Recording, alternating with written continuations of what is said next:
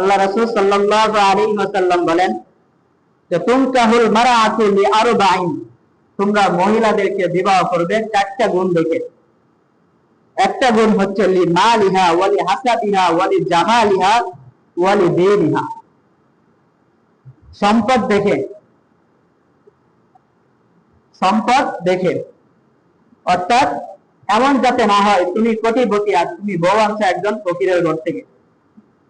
তাহলে কোটিপতি যখন ফকিরের মেয়েকে বিবাহ করে আনে, ওই ফকিরের মেয়ের ঘরে শান্তি হয় না, কথায় কথায় ছোটা ছোটা লাগে। তোর বাপের কি আছে, তোর বাপের কি আছে, ছিল তো ফকির নির্দি, এখন আসছে বড় লোকী। তাহলে এভাবে আল্লাহ রাসূল সাল্লাল্লাহু আলাইহি সাল্লাম আগেই বলে দিয়েছেন বিবাহ তোমরা করার ক্ষেত্রে চুপু বজায় রেখে বিবাহ করবে।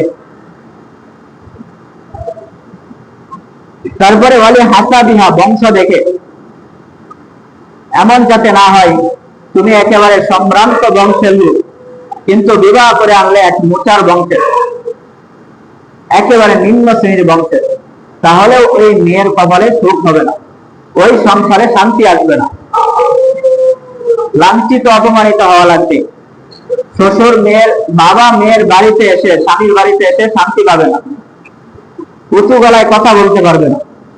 উঁচু গলায় কি ভালোভাবে কথা পর্যন্ত বলবে না ছেলের বাবা, বলবে এত ফকিরনি, এর সাথে আমাদের যায় না। ওয়ালি জামালিহা, সৌন্দর্য দেখে, মহিলাদেরকে সৌন্দর্য দেখে বিবাহ করা। তারপরে 4 নম্বর গুণ আল্লাহ রাসূল সাল্লাল্লাহু আলাইহি ওয়াসাল্লাম বলেন ওয়ালি দীনহা, দিনধারিতা দেখে বিবাহ করো।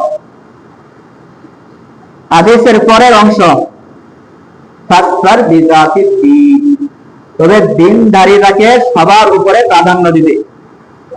আগে দেখবে দিনধারিতা আছে কিনা, দিনদারিতা বাদ দিয়ে বাকি 3 শর্ত যদি মিলে তাহলে এটাকে প্রাধান্য দিও না, বরং দিনদারিতা হচ্ছে আসল।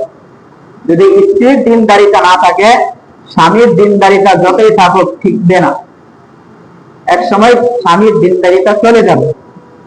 এজন্য বিবাহ শাদীর ক্ষেত্রে যখন আমরা মেয়ে খুঁজবো, এই 4টা গুণ দেখে খুঁজবো, তবে প্রাধান্য দিব দিনদারিতাকে।